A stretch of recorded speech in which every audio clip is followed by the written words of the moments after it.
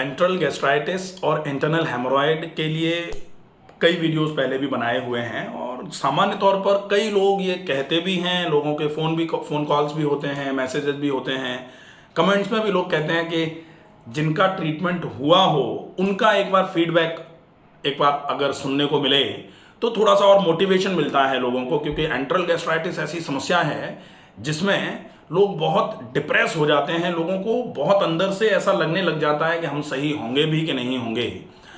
तो हमारे पास एक आए हुए हैं साथी, वो इसी एंट्रल गैस्ट्राइटिस और इंटरनल हेमोरॉयड, जिनको एंट्रल गैस्ट्राइटिस होती है, डेफिनेटली मोर और लेस आगे चल के कहीं ना कहीं आंतों में थोड़ी बहुत सूजन आती है या फिर जो डिस्टल कोलोन है वहाँ पर हेमोरॉयड बन जाते हैं। ये दो प्रकार के होते हैं, इंटरनल और एक्सटर्नल हेमोरॉयड। तो इंटरनल हेमोरॉयड अगर ज़्यादा रह गए और थोड़ा बहुत भी हार्ड स्टूल आता है तो कभी कभी ब्लीडिंग भी होना चालू हो जाती है। ऐसी स्थिति थी। अभी 21 दिन का फॉलोअप हुआ है। 21 दिन में आपको कितना, पहले और अब में कितना फर्क लग रहा है? और लगभग सर ये मानो कि 60 to 70%। 60-70%, बढ़िया। अच्छा, एंट्रल गैस्ट्राइटिस में जो सामान्य तौर पर लोग कहते हैं कि पेट में भारीपन है या फिर खाना पच नहीं रहा है, शरीर में लग नहीं रहा है, कमजोरियां आ रही हैं, आंखों में, बालों में मैंने तो कमजोरियां हैं। आपने जो डाइट मेरे को फॉलो करने के लिए दी थी, तो शुरू के 1-2 दिन ऐसे लगा जैसे बिल्कुल होता ना कि टंकी में से पेट्रोल खाली हो गया, बिल्कुल कमजोरी आ गई। लेकिन फिर धीरे धीरे अब ऐसा हो गया जैसे जवान की रोटी बताई थी हमने, प्रॉपर वही खाई, उसमें कुछ भी चेंज नहीं किया।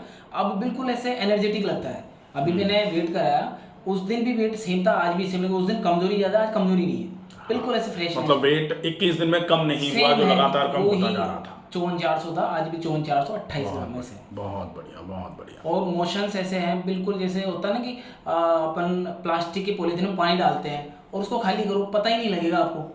हाँ, बिल्कुल ऐसे जा रहा है। बहुत मोशन में ये फायदा सबसे मेन ये हुआ है।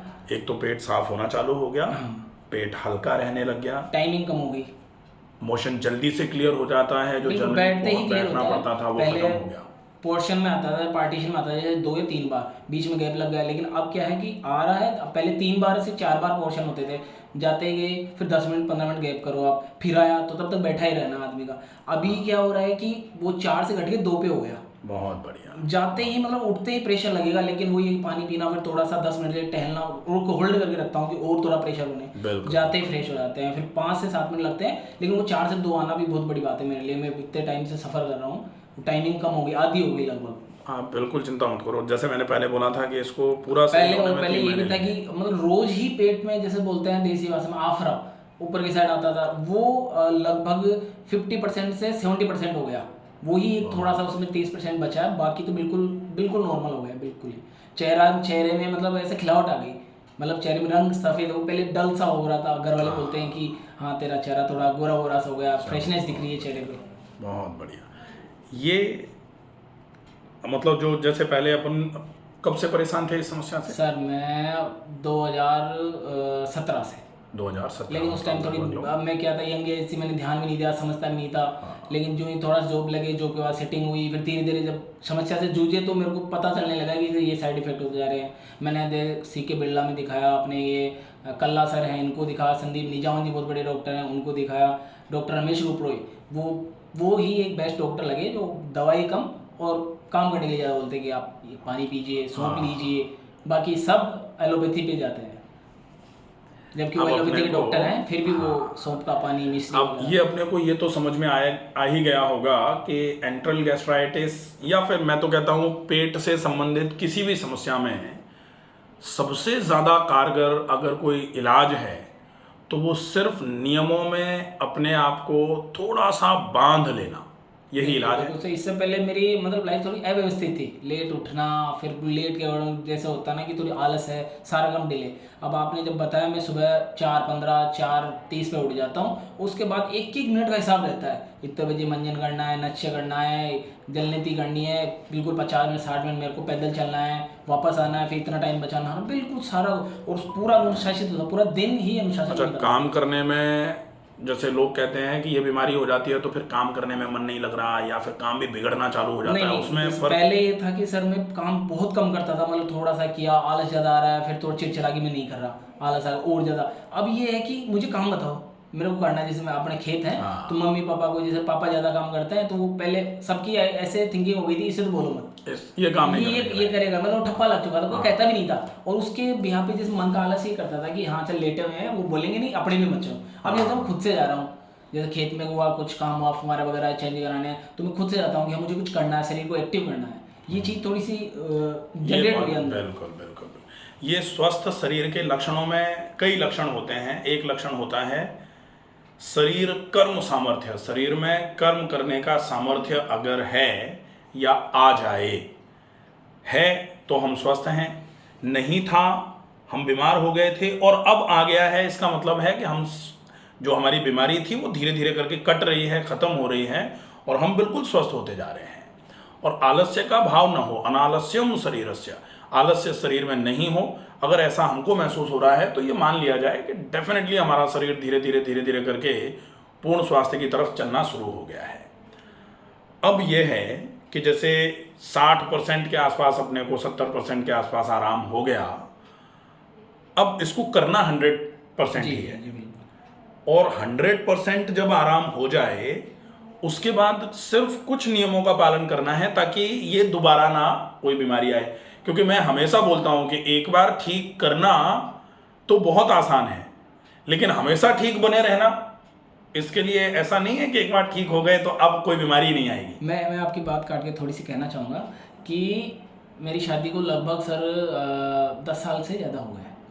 और मिसेज जो है, हम क्या है कि गांव का परिवेश है तो हस्बैंड वाइफ इतना सिटी की तरह खुल के बोलते भी नहीं है, हर चीज़ थोड़ा सा एक मर्यादा में होती है। तो उन्होंने अभी पिछले 10-12 दिन पहले कहा कि आपने ऐसा क्या किया कि आपके मुंह से बदबू नहीं आ रही, जबकि उन्होंने पहले कभी कहा ही नहीं था कि बदबू आती थी, आती होगी, लेकिन उन्होंने मेरे को मेंशन नहीं किया, बोला नहीं, बिल्कुल कभी नहीं बोला। तो मैंने आपने कहा था कि ऑयल पुलिंग करना, पेट भी साफ हो रहा है, आंवले का वो भी ले रहा हूँ, तो मतलब मुझे फील हुआ कि मैंने जैसे मंजन, हर तरह का मंजन कर लिया, मंजन नहीं था, पेट टूथपेस्ट मंजन नहीं किया, तो वो बाहर बाहर करता था, उसके बाद लेकिन स्मेल तो अंदर से आ रही थी।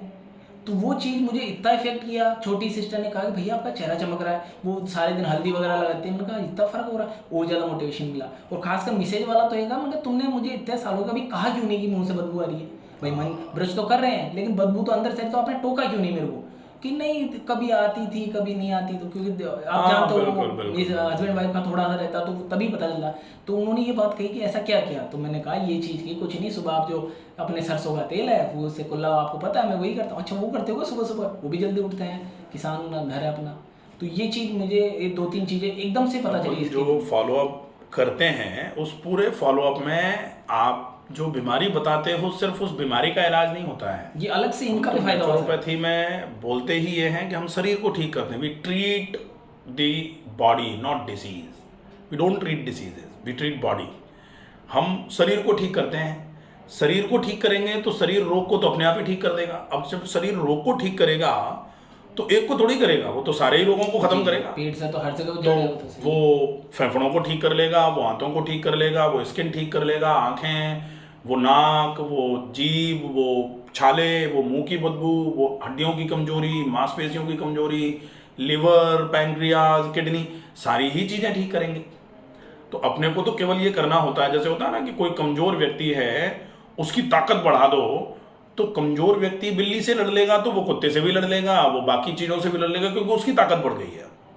तो वो एक बीमारी नहीं, सारी ही बीमारियों में आपको बहुत अच्छा आराम मिलता है और इसका प्रत्यक्ष उदाहरण आपके पास मिल गया। तो सबसे बढ़िया सर आपका डाइट प्लान रहा कि मैंने आपसे पहले जैसे बीमार ये होते रहते हैं, जो मौसम चेंज हुआ या 10 दिन ठीक रहे, उसके बाद मेरा साथ होता ही था कि खाना भूख कम लग गई और फिर एकदम से वेट लॉस होना, कमजोर होना। तो शरीर कमजोर होता था चेहरे से लेके छाती तक, यानी थोड़ी फसली भी दिख रही है, एक रोटी खा रहा हूँ, आधी रोटी खा रहा हूँ। लेकिन अब आपने जो डाइट प्लान है उसमें मतलब मेरा जो चेहरे से लेकर चेहरा तो खिला है और नाभि के नीचे का कम हो गया, जबकि यही मोटा होता जा रहा था और कहीं नहीं लग रहा था। बोला जाता है कि छाती चौड़ी होनी चाहिए और पेट अंदर होना चाहिए। सेम ये चीज अब धीरे धीरे क्या हो रहा है कि छाती तो घुसती जा रही है ऐसे और पेट ऐसे करके लटक रहा है। वो जैसे कहीं आप यूट्यूब या इंटरनेट पे देखो तो कुपोषण के बच्चों का पेट बाहर होता है, फसलें दिख रही होती है, वैसा होता था। लेकिन आपकी डाइट की वजह से पेट का, नाभि का नीचे का जो हिस्सा जो चर्बी होती है वो तो अंदर गया और ऊपर से सेम उसमें डाउन नहीं हुआ कहीं। बहुत बढ़िया।